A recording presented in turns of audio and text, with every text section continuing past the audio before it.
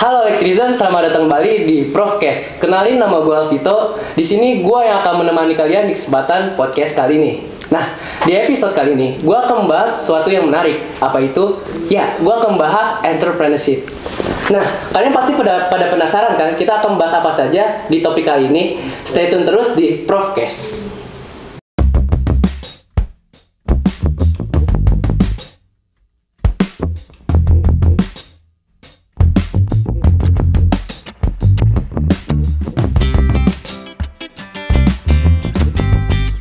Nah, di samping gue udah ada dua narasumber yang bisa dibilang memiliki pengalaman di bidang ini. Langsung saja gue undang ada Reyhani dan Bang Zufar.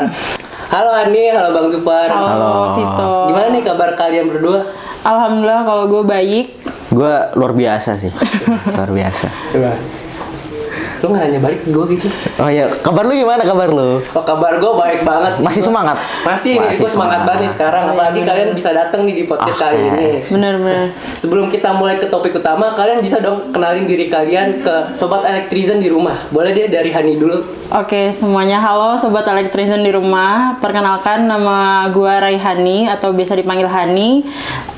Gue salah satu mahasiswi dari S1 Teknik Elektro Internasional kelas tahun 2020 yang saat ini diundang di Profcast ini untuk membahas tentang entrepreneurship ya toh. Iya betul banget. Kalau dari Bang Zufar boleh? Oke, kenalin gue Zufar Ashraf Alhamid, bisa dipanggil Zufar. Gue dari S1 Teknik Elektro di angkatan 2019. Nah, itu dia Sobat Elektrizen perkenalan dari Reyhani dan Bang Zufar. Nah, di sini gue mau basa-basi dulu ke kalian berdua. Boleh. Mau gimana? Nah, gue mau nanya dulu nih, kesibukan kalian berdua apa sih selain kuliah gitu? Selain kuliah? Ya, selain kuliah. Hani dulu deh. Boleh dari Oke, Hani dulu. dari gue dulu, selain kuliah, gue juga menjalankan organisasi di KMTE, yaitu sebagai staf Departemen Keprofesian, dan juga gue menjalankan riset di Intelligent System Laboratory, dan saat ini menjalankan bisnis gue, yaitu di Trades by Hani, dan juga bisnis di Wear December. Oh, lumayan banyak juga ya Hani. Banyak dia. Padahal sibuk banget kamu. Alhamdulillah.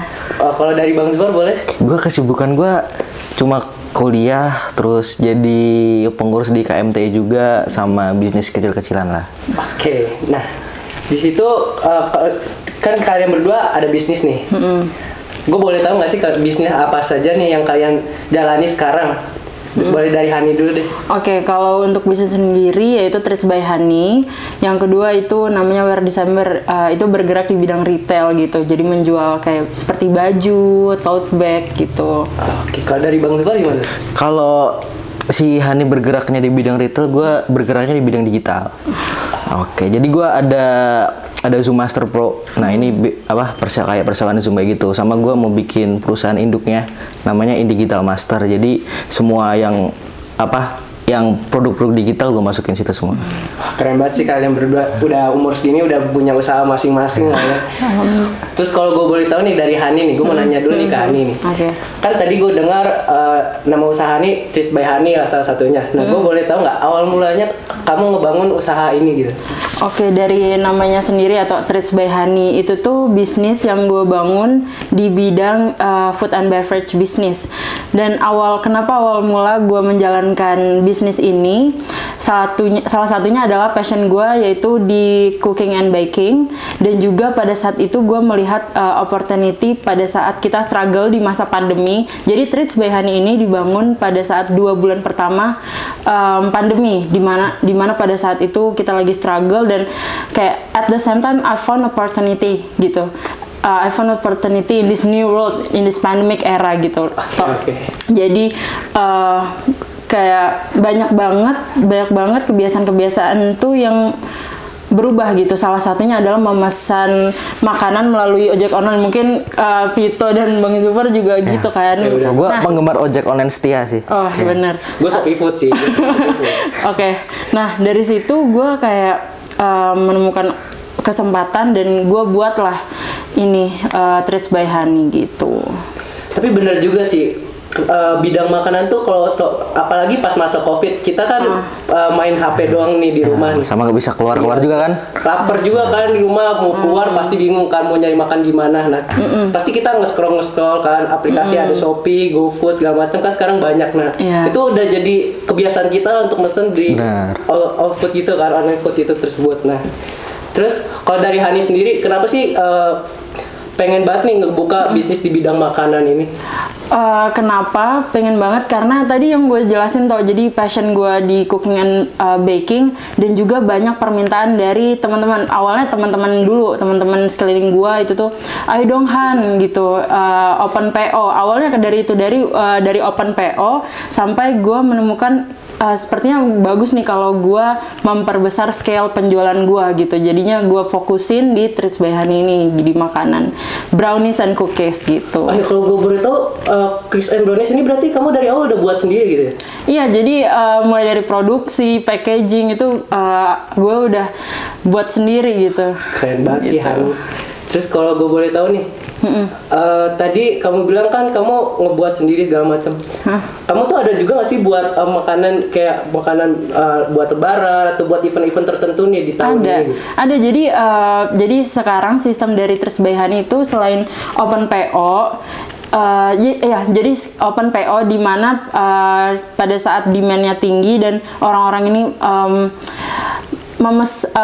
ingin memesan berbagai macam jenis cookies gitu, seperti misalnya contohnya lebaran gitu. Jadi dia memesan melalui Treats by Hani gitu toh. Jadi nggak hanya brownies, cookies yang gue jual pada saat hari biasa, tapi pada saat di hari-hari besar gitu, gue juga mau membuka open PO itu.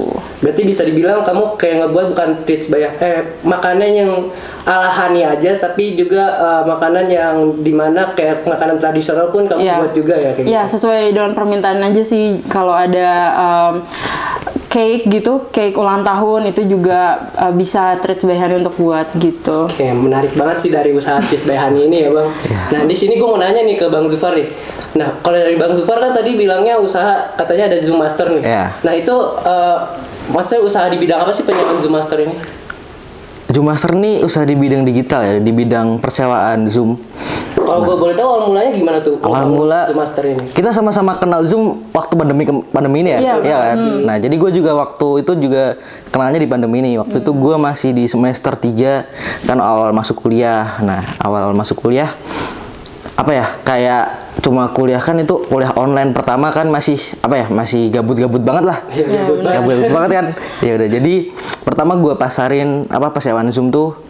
Kan kalau sewa di Zoom langsung di websitenya kita hanya bisa sewa bulanan atau tahunan. Jadi yang gue sewain ini bisa per jam atau per hari atau per minggu. Jadi kayak dari websitenya langsung dipecah-pecah gitulah. Nah awal mulanya gue ini juga gara-gara diajak teman sih awalnya. Kan gue awalnya cuma kayak story doang gitu kan. Gue open sewa Zoom. Terus ada teman yang aja, namanya disebut nggak nama? Sebut aja nggak apa. Biar mungkin terkenal juga kan di sini. Namanya sih itu Jaka. Namanya Jaka. Ya. Nah kalau gue boleh tahu dari sekian banyak platform nih, apalagi kan yang menyediakan Meet buat kan itu bukan Zoom doang kan, ada Gmeet, ada Skype dan sebagainya. Kenapa dari sekian banyak platform kamu Bang Zufar lebih memilihnya Zoom Master ini? Kalau aku sih dari kita Bang Zufar aja, jangan gue aja nggak apa-apa. Daripada aku. Kalau gue kenapa Zoom? Soalnya menurut gue ya Zoom tuh lebih paling enak, partisipannya bisa nyampe 1000. Jadi kalau Google Meet cuma 100 kali ya. Cuma 100. Kalau nggak salah cuma segitu. Tapi pasti nggak banyak lah ya. Iya, tapi lebih enak kan Google Meet web based dia. Kalau Zoom dia kan dari aplikasi, jadi lebih enak aja di pasarannya juga lebih oke Zoom sih. Soalnya dulu pernah coba Google Meet juga nggak banyak yang pesen. Begitu. Berarti balik lagi ke kapasitasnya lah ya. Ya kapasitas sama permintaan dari customer lah. Ya bener juga sih, karena apalagi pas zaman Covid kan kita apalagi kita kuliah nih, terus kita udah nggak bisa ikut seminar kan, digantinya webinar. Kan kayak gitu kan kapasitasnya pasti banyak kan penontonnya. Oke. Menarik juga ya. Oke, di sini gua mau nanya lagi nih ke kalian berdua nih. Kenapa sih kalian bisa berani banget nih ngebangun usaha kalian di masa Covid? Apalagi di masa itu kan bisa dibilang banyak UMKM yang tutup kan. Nah, kenapa kalian berdua bisa berani banget membuka usaha itu pas zaman Covid? Mungkin dari gue Ya, dulu boleh. Jadi kenapa pada saat COVID? Karena sudah gue mention dari yang awal tadi atau pertanyaan awal. Jadi karena gue tuh menemukan opportunity-nya tuh di situ. Jadi melalui platform online gitu. Dan gue melihat scale-nya kayak bisa diperbesar gitu melalui online ini. Apalagi permintaan banyak dan juga aksesnya lebih efisien dan mudah melalui ojek atau pengiriman melalui online seperti itu. Jadi gue pikir itu yang membuat gue yakin dan berani gitu. Jadi pada saat ekonomi lagi turun itu bukan malah membatasi tapi membuat mungkin semua yang ada di sini mungkin sempat berpikir gitu membuat ide-ide kreatif gitu di masa Biar pandemi. bisa lebih kreatif gitu. Nah, benar. Dipaksa lebih kreatif di depannya kan. benar. Mau nggak mau kan pas awal Sifat COVID juga ya. sifat adaptif manusianya tuh lagi gencar-gencarnya gitu. Sifat bertahan hidup mereka ada Oke. Kalau Vito pandemi ngapain? gue mah tidur aja. Kita kan gue kayak gimana bang? Kalau dari Bang Zufar gimana tuh? Gue ya dari keresahan pribadi awalnya ya. Bener. Kayak kepanitiaan juga udah nggak bisa kumpul bareng. Kelas juga pasti online. Event-event juga online semua kan. Jadi ya mau gimana lagi, kesempatannya di situ kalau nggak diambil pasti bakal diambil orang lain. Kayak gitu sih. Ya bener juga sih kan, usaha kalian berdua kan dimulai emang dari COVID, pasti kalian udah memikirkan hal itu. Nah tapi kan sekarang nih udah mulai masuk ke offline lagi nih. Nah usaha kalian kan diawali dengan mulainya dari online. Nah kalian pasti apalagi Bang Zufar kan Zoom Master nih.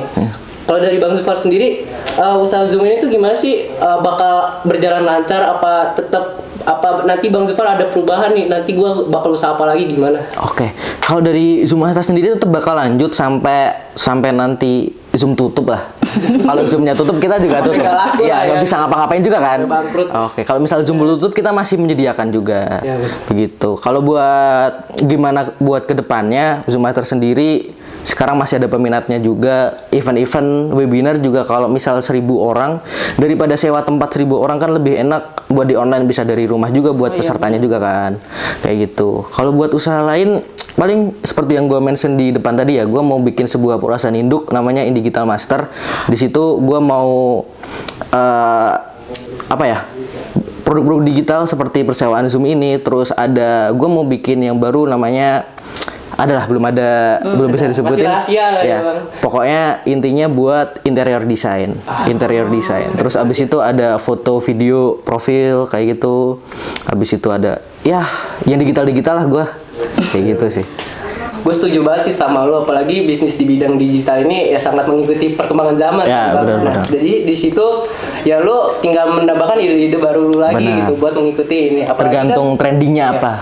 Apalagi kan nggak mungkin kan di negara kita mengalami kemunduran zaman gitu kan, tiba-tiba pakai kayu lagi tuh kan nggak mungkin, perangnya pakai kayu kan. Nah di sini gue mau Iya gimana tuh? Nah, Gimana? di sini gue mau nanya ke Hani nih. Tadi kan gue udah nanya nih ke Bang Zufar. Kalau Hani sendiri gimana di transisinya dari online ke offline? Kalau transisi dari bisnis Tris by Hani dari online ke offline berdampak atau enggak? Pastinya berdampak, walaupun tidak sebesar mungkin kayak Zoom Master gitu.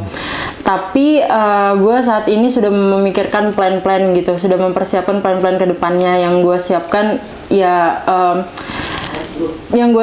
untuk menghadapi masa-masa seperti ini gitu, sehabis new normal, yaitu salah satunya mungkin gue akan membuka toko offline dari Tris by Hani sendiri, atau juga mau informasi mungkin. Boleh, silakan Hani mau promosikan Mas. Silakan boleh. Jadi Tris by Hani mau buka cabang di Bandung guys, Widih, gitu, keren banget, branch Hani. Bandung. Jadi kalau kalian lagi gabut dan mau ngerasain brownies atau cookies, bisa nanti dipesan melalui platform online atau e-commerce gitu. Nanti bakal gue jelasin lagi, gue share lagi di IG-nya Tris by Hani. Bisa taruh sini nih sama Kominfo IG ya. Iya, sini ya guys. Nah itu dia ya iklan dari kita lah ya, bisa dibilang. Nah terus kalau misalnya gue nanya nih, kalau lu tadi kan lu bilang mau buka toko. Nah kalau bisa buat toko tuh menurut lu gimana sih, awal mula langkah-langkahnya tuh gimana? Oke, langkah-langkahnya adalah salah satunya menyiapkan akomodasinya dulu toh. Menyiapkan kalau di Bandung itu salah satu tempat yang baru buat gua, tapi gua sudah mempunyai kenalan-kenalan nih gitu. Jadi gua sudah mempunyai channel-channel. Jadi satu tempat, kedua channel atau relasi juga, dan ketiga alat-alatnya, dan mungkin marketing gua lebih di push gitu. Mungkin lewat teman-teman atau juga mungkin melalui influencer-influencer yang ada di Bandung gitu. Jadi yang perlu disiapkan ya seperti itu ya, kayak marketing dan lain sebagainya untuk provide dari pembangunan Treats by Hani nanti untuk offline. Tapi ini pertama kali kamu kan membuka toko? Iya benar. Jadi ini baru dari Treats by Hani mau membuka toko offline gitu. Oke. Berarti nanti ada persiapan juga nih mengundang influencer yang bisa membantu kamu nih buat ya benar. Ya, nge-trend nge-branding produk kamu. Enak banget nih guys gitu. Kalau Vito denger dia buka toko juga. Wah, toko pakai apa legis tapi. Aduh, jangan gitu dong Bang. Doain aja gue punya usaha sendiri lah. Ya. Amin. Oke. Nah, ini gue mau lanjut nih ke pertanyaan selanjutnya nih. Nah, tadi kan gue udah nanya nih soal seputar bisnis kalian. Nah, kalau gue boleh tahu, kan kalian sebelumnya udah pernah ngebangun bisnis sebelum yang kalian lakukan sekarang. Nah, kalian kenapa sih bisa mempunyai tekad nih buat ngebangun bisnis baru lagi? Padahal kalian sebelumnya pasti udah pernah mengalami kegagalan masing-masing kan. Nah, gue mau tahu dong dari Hani dulu boleh? Oke, kalau dari gua mungkin disclaimer sedikit atau menceritakan experience gua gitu. Nggak apa, curhat aja sekarang. Curhat selalu nggak apa-apa. Iya, nggak apa-apa. Oke. Jadi ceritanya gua udah punya passion bisnis ini sejak SD gitu. Jadi mulai dari jualan-jualan kecil dulu gitu. Dari situ gua menemukan passion gue yaitu jualan. Berarti sering ikut danusan sekolah ya? Kalau di SD belum ada, mohon maaf. Oh, nggak ada ya maksudnya? Gitu. Jadi dari situ, awalnya dari situ, dan dimulai pada saat gue menjabat menjadi duta lingkungan di Balikpapan. Gue menjual stainless straw yang membuat habit kita untuk menggantikan plastik, dan juga salah satunya hasil dari penjualan stainless straw itu gue 100% berikan ke orang-orang yang membutuhkan, adik-adik yang membutuhkan. Nah, dari situ gue pikir dengan adanya respon mereka seperti makasih Kak Hani kayak gitu-gitu, itu membuat semangat gue tuh untuk berbisnis, dan sebagian besar bisnisnya gue serahkan ke adik-adik yang membutuhkan atau orang yang membutuhkan. Itu membuat tekad gue tuh lebih maju gitu, lebih tinggi gitu. Jadi awalnya membuat bisnis ya karena itu salah satu jalan dan opportunity yang gue bisa gue jalani di umur segini, yang mungkin salah satunya yaitu jualan. Dari berbuat baik kepada orang lain lah mulainya dari situ ya bisa. Ya, gitu. Kalau dari Bang Zufar gimana? Kalau gue, apa tadi pertanyaannya? Pertanyaannya tuh mentalnya tuh kenapa sih bisa ngebangun, kan apalagi bisnisnya bukan cuma satu, sebelumnya kan udah ngebangun bisnis lain kan. Nah, itu gimana sih? Kalau buat kayak gitu gue udah banyak yang bangkrut ya. Oke. Bisnis pertama gue tuh dari SMP kelas 7. Wow. Baru masuk SMP lah. Baru masuk SMP. Itu Udah kepikiran bisnis? Udah kepikiran. Bukan kepikiran bisnis, cuma jualan-jualan doang. Oh iya. Gue jualan bidang digital juga, namanya Remote Desktop Protocol. Mungkin sekarang baru ngetren itu juga, baru banyak dipakai. Itu sebuah server gitulah, jualan server kayak gitu. Umur segitu udah bisa kepikiran hal nah, gitu ya? itu dia. Nah, itu waktu itu karena gue jualan tuh kayaknya nggak nyampe 2 bulan ya. Gue jualan cuma sebulan abis itu ketahuan orang tua terus dimarahin. Waduh, kenapa tuh? Kok nggak support malah orang tuanya? Nah, itu dia. Gue juga nggak tahu kenapa. Nah, soalnya kayak gue tuh di depan laptop terus gitu kan. Jadi hanya mungkin anak no lab kali ya. Iya, wah padahal itu kalau buat SMP kelas 7 tuh gue kan dulu belum punya bank ya. Iya. Belum punya bank, masih dulu tuh gue pembayaran pakai pulsa. Nah, jadi transfer pulsa gitu baru nggak salah. Pokoknya dari guanya dapat pulsa, dari orang lainnya transfer ke bank. Jadi kayak ada convert gitulah. Oke, buat anak seukuran kelas SMP kelas 7 tuh gue seminggu bisa dapat 1 juta lebih. Wah. Nah, lumayan kan? Jadi itu? Seminggu Jadi seminggu. Udah nggak belajar itu. Nggak belajar. Jadi di situ kayak belajar ya. Betul. Kasihkan sama usahanya. Bener. Nah, itu nggak nyampe 2 bulan lah. Terus abis itu bisnis kedua gue terjun di bidang fotografi sama sinematografi di kelas berapa ya? Kelas 8, kelas 9 lah. Abis itu gue dapet kamera, gue suka foto suka video, dari situ dimulai terus itu sampai di itu masih sampai sekarang sih. Kalau misalnya ada callingan bikin video profil atau video iklan atau apa, gue masih nyempat-nyempatin lah. Terus apalagi ya bisnis gue ya,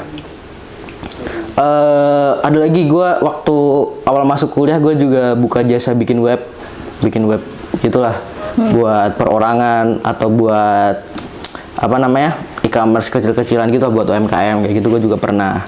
Terus bisnis yang selanjutnya ya kayak inilah Zoom Master ini kayak gitulah. Jadi kalau dibilang kenapa gue bikin Zoom Master ini ya, awalnya mengambil kesempatan, terus abis itu ya jalani aja lah. Besok mau kayak gimana masih gue jalani, gue juga masih banyak ide-ide lah. Wah, gitu. Ditunggu ide-idenya. Iya. Tapi kenapa dari sekian banyak bisnis, pasti kan banyak yang bangkrut tuh yang lu bilang tadi. Iya. Kenapa mental lu tuh masih kuat sih buat ngebangun bisnis lagi gitu? Gue nggak mau nafik ya, gue duit itu apa ya? Nomor satu lah. Nomor satu lah. Lo dapet duit pasti seneng kan? Seneng Iya. banget lah. Itulah motivasi gue ya itu duit. Motivasinya itu Duit. duit. Segala sesuatu butuh duit. Segala sesuatu butuh duit, benar. Betul banget. Oke, ini gue mau lanjut nih. Tadi gue mau nanya nih, kendala apa saja sih yang sering dialami selama menjadi entrepreneur? Boleh dari Hani deh. Kalau kendala yang gue alami selama ini atau itu tuh masalah konsisten. Konsisten itu penting sih menurut gue. Jadi tuh banyak di orang-orang di umuran kita pada saat menjalankan suatu bisnis mereka nggak konsisten gitu. Padahal dengan kata konsisten itu dan kayak memperhatikan kesempatan-kesempatan di depannya dan membuat planning untuk struggle apa yang akan dialami, itu tuh menurut gue salah satu poin plus gitu kalau untuk menjadi entrepreneur gitu. Jadi permasalahan itu masalah konsisten. Konsistennya, apalagi dalam bangun sebuah usaha tuh konsisten paling penting lah ya. Kalau dari Bang Zufar gimana nih? Gue juga setuju masalah konsisten sih, sama motivasi. Duit. Kalau motivasinya udah dapet, tujuannya udah dapet, pasti ya mau nggak mau lu harus 100% apa ya? 100% apa sih namanya, kayak keluarin semua usaha lu lah buat usahanya ini lah, gitulah. Oke, bener juga sih. Apalagi yang ini yang lagi kepikiran buat membangun usahanya nih di rumah kan, udah pikirin ide-ide bagus tapi nggak bisa ngaplikasinya kan, sama aja bohong kan. Nah itu sih menurut gue. Ya kalau gue sama ini sih apa namanya, kayak kalau gue sendiri gue lebih butuh partner yang sevisi sih. Kalau cuma sendiri tuh kayak sulit apa ya? Banget ya. Sulit, sama ada rasa males. Kalau dua orang kan malesnya dua. Malesnya dua. Enggak, maksudnya kalau dua orang tuh satu males, satunya satu bisa rajin, ya, maksudnya bisa jadi motivasi lagi lah. Kayak gitu. Gimana sih? Kalau dari Hani ada rekannya juga nggak sama kayak Bang Zufar gitu? Ada, jadi saat ini Trades by Hani sudah meng-hire beberapa orang. Makanya saat ini gue kuliah, kalau ada pertanyaan gimana bisnisnya gitu di Balikpapan, base-nya di Balikpapan, kenapa Hani sekarang gimana caranya Hani menjalankan bisnis ini ketika Hani kuliah, itu tuh karena alhamdulillahnya gue ada beberapa orang yang gue hire untuk menjalankan bisnis di Balikpapan, dan gue di sini sebagai quality controlnya aja gitu. Oke, menarik juga ya. Kalau udah jadi bos enak dia. Iya sih, tinggal nonton doang kan. Iya, kalau gue masih kali. Ya, benar. Amin dong. Amin ya Allah, amin. Nah, gue mau nanya lagi nih soal yang dimana tadi kan kalian udah ngejelasin nih gimana modal mental bisa dibilang. Terus gue mau nanya nih modal materinya nih. Kalian kan tadi bilangnya ada yang Bang Zufar bilangnya karena hobi atau segala macamnya, Hani juga karena hobi kan. Nah, kalau misalnya kita nih yang nggak punya hobi kayak gue kan, yang hobinya random banget. Terus apa hobinya? Hobi gue random lah, gue nyobain semuanya tuh. Apalagi bidang olahraga kan. Nah, gimana sih modal menyiapkan sesuatu yang dimana kita tuh nggak tahu nih hobi kita apa, dari awal tuh gimana sih buat memberikan mendapatkan ide-ide itu? Kalau gue boleh tahu ya. Terus dari Hani gimana? Kalau gue berarti gini, atau berarti bisa dibilang gimana caranya we have to find ourselves gitu. Kita harus menyadari apa sih hobi kita gitu. Mungkin ini sih, mungkin dari ikut organisasi. Kalau di organisasi itu kan ada beberapa divisi kayak gitu. Nah, kalau misalnya lu masuk ke salah satu divisi itu, terus tuh lu rasa gua nggak cocok nih atau gimana, itu berarti bukan hobi lu gitu. Nah, itu salah satunya kalau misalnya yang lebih dekat dengan para electrician di rumah ya. Terus tuh ini sih cobain hobi-hobi, misalnya kalau hobi masak, maksudnya kalau melakukan masak gitu, apakah itu hobi lu? Kalau misalnya tadi di bidang digital, ngoding atau apa, jadi ya gitu, we have to find ourselves kayak yang deket gitu di environment kalian aja dulu gitu. Tapi kalau misalnya nih kita udah dapat ide nih, tapi aduh gimana nih, kita nggak ada modal nih buat ngebangun usaha itu. Nah, itu gimana tuh caranya? Boleh dari Bang Zufar? Pinjol. Enggak, bercanda. Masa pinjol? Oke. Kalau buat masalah modal tuh bukan masalah yang besar ya. Yang pertama kita cari waktu butuh modal siapa? Orang tua. Tapi kalau nggak support gimana tuh kayak lu Bang? Nah, kan gue dulu nggak supportnya. Oh, iya. Sekarang kan maksudnya dulu gue nggak support. Abis itu kan gue bisa putih nih. Gue udah bisa udah bisa dapetin duit sendiri lah dari penghasilan lah, dari apa lah. Nah, abis itu sekarang ya support aja. Maksudnya modalnya ini lu bisa kumpulin dari misal duit apa sih dari orang tua namanya? Duit jajan, nabung dari situ lah. Dipakai semua kalau bisa. Iya. Okay. Biasanya dipakai buat apa duit jajan? Aduh, buat jajan. Buat jajan ya. Oke, kayak gitu. Kalau kuliah sih nggak tahu lagi ya, Bang. Iya. Okay. Nah, kalau dari Hani gimana tuh nyiapinnya kalau modal? Karena bagi Hani itu bisnisnya makanan lah ya. Kan kalau Bang Zufar kan bisa dibilang di bidang digital, jadi nggak terlalu membutuhkan yang modal yang besar gitu. Kalau Hani gimana? Kalau gue sendiri, karena ini dari pribadi gue, jadi gue tuh nabung dari uang jajan. Sama itu juga uang jajan. Gue juga nabung dari uang jajan. Jadi kuncinya uang jajan guys. Ya, uang jajan. Karena itu yang salah satu yang dekat dengan kita gitu, yang diberikan oleh orang tua. Itu satu, uang jajan. Kedua, cari kesempatan di mana kalian itu bisa earn money sendiri. Salah satunya misalnya ikut webinar, terus tuh biasanya kan ada kayak games atau apa. Nah, itu biasanya kalian ikutin aja gitu. Kalian ikutin, siapa tahu beruntung. Siapa tahu beruntung bisa nambah-nambah uang modal gitu. Kalau yang lainnya mungkin bisa ya usaha kecil gitu, kayak gue misalnya jual ini jual itu gitu, jadi pre-love ini pre-love itu. Nah, itu dari gue sendiri sih. Mungkin kita buat anak cowok paling cara kita mendapatkan uang pasti dari main game lah. Iya, dari main game. Iya. Kalau enggak, kalau otaknya jalan joki tugas. Joki tugas ya, itu tapi berat cowok. Gue juga berat, gak bisa gue. Oke. Nah, ini gue mau lanjut nih ke pertanyaan selanjutnya. Kalau dari kalian gimana sih cara kalian mengatur waktunya? Dari kesibukan kalian kan tadi bukan usaha doang kan yang kalian kasih tahu ke gua. Nah, gimana sih cara kalian mengatur waktu itu? Dari kalian mengatur ke kegiatan kalian, kuliah, organisasi, terus bisnis kalian. Nah, itu gimana tuh? Boleh dari Hani dulu deh. Oke, kalau dari gue dalam mementingkan prioritasnya dulu, yang mana gitu, yang urgent yang mana, itu yang gue kerjakan. Gimana cara gue mengatur itu? Pertama, gue membiasakan habit untuk menulis di notes tiap pagi gitu, atau ya tiap malam, atau kalau misal kalian inget lah, usahain untuk nulis notes gitu. Jadi apa yang kalian bakal lakukan di hari ini gitu. Jadi misalnya kalau gue cek di Mentres by Hani, atau ngerjain tugas ini buat laporan ini laporan itu gitu. Jadi kalau biasa hidup disiplin, diusahakan hidup disiplin, biasanya ini sih biasanya sudah terbiasa gitu. Jadi me time ada, family time atau bucin time mungkin. Dan juga ya itu urusan kuliah juga oke, urusan usaha juga oke gitu sih kalau gue. Kalau Bang Zufar gimana? Kalau gue menerapkan pola hidup sehat ya. Pola hidup sehat seperti apa tuh? Masya Allah. Gue jam 12 tuh udah harus tidur. Bisa. Beneran ini beneran. Kalau bisa jam 12 sudah harus tidur. Jadi terus bangun sholat subuh lah. Sholat subuh. Kalau bangun ya. Tapi biasanya bangun. Biasanya bangun. Bangun ya. Bangun.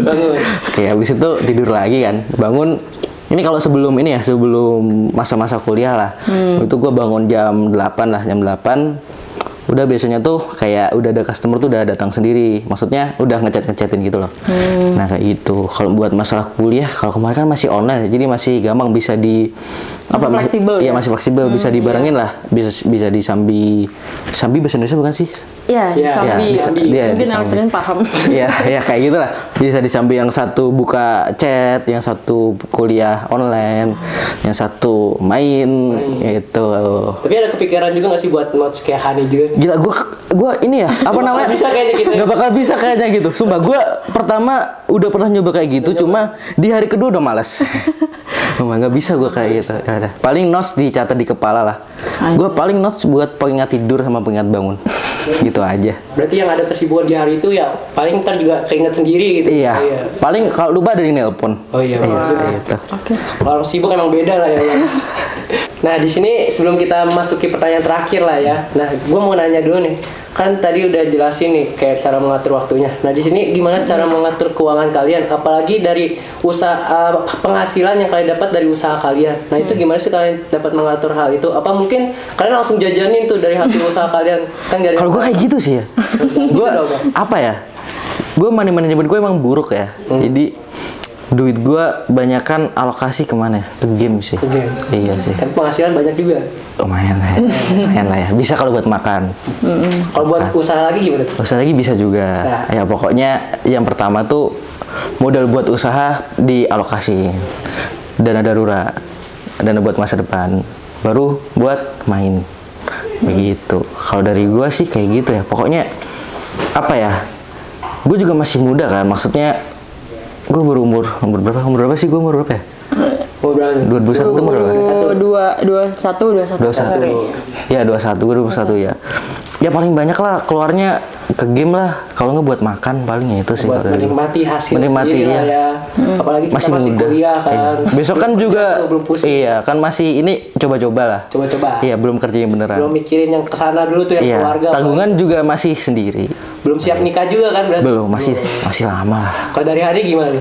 Kalau dari gua, income dari Trades by Hani ini banyaknya gua alokasikan untuk memperbesar scale dari Trades by Hani gitu. Jadi kalau bisa dibilang gua putar balik, gua putar balik gitu uangnya. Jadi income atau margin dari penjualan Trades by Hani gua tabung dan gua tabung untuk memperbesar scale itu gitu. Kalau untuk money managementnya mungkin sama kali ya, ditabung untuk main, untuk makan. Tapi lebih banyak gue nge-keep untuk memperbesar gitu.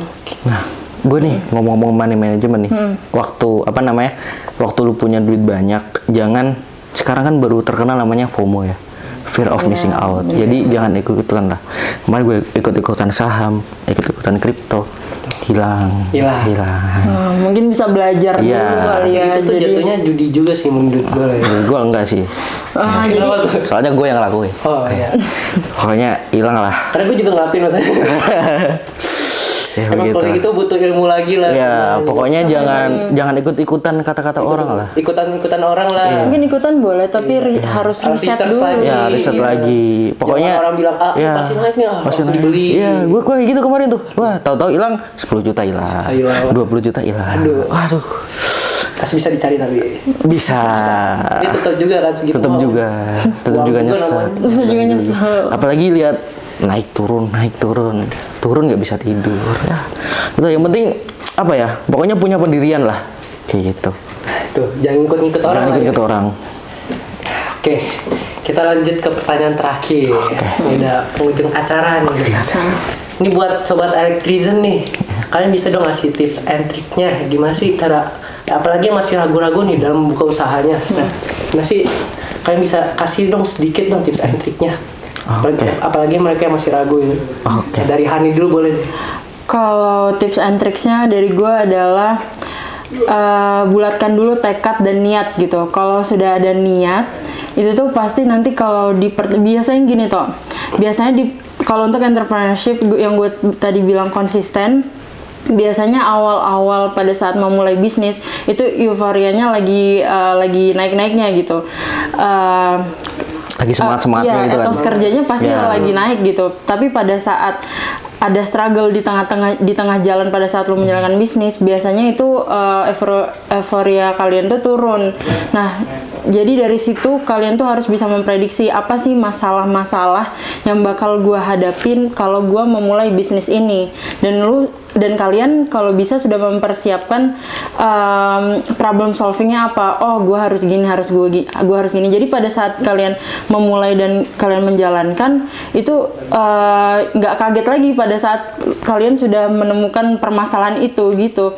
Itu sih awalnya. Yang kedua adalah jangan ragu, bulatkan tekad, niat, dan jangan ragu. Itu sih kalau nggak ragu, gue yakin apapun bisa jadi possible gitu. Lebih ke jalanin aja dulu. Jalanin gitu. Siapa tahu ide kreatif dari mereka malah lebih besar dari bisnis kita berdua Ya, gitu. Lagi bisnis gue bisnis kecilan lah. Wah, jangan merendah gitu dong untuk meroket. Walaupun bisnis kecilnya kan penghasilannya berbeda. Nah, kalau dari Bang Zufar gimana tuh? Kalau dari gue pertama tadi ya cari passion lu di bidang apa, hobi lu kayak apa, lu kenal orangnya di mana. Nah di situ lu bisa munculin ide. Habis itu masalah modal. Nah yang buat elektrisi nih yang punya ide tapi gak punya modal, kontak gua. Ada investor guys di sini. Siap mengikuti. Begitulah. Pokoknya kalau apa ya, ada orang yang gak berani buat mencoba, cemen lah. Gitulah. Pokoknya lu punya ide, kembangin. Butuh apa, abang-abang lu semua, rekan-rekan lu semua di sini paling bisa bantuin.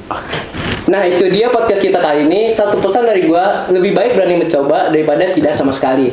Nah terima kasih buat penonton yang di rumah. Semoga dapat bermanfaat ilmu yang kita berikan saat ini. Dan jangan lupa like, share, and subscribe di YouTube channel KMT. Oke, see you.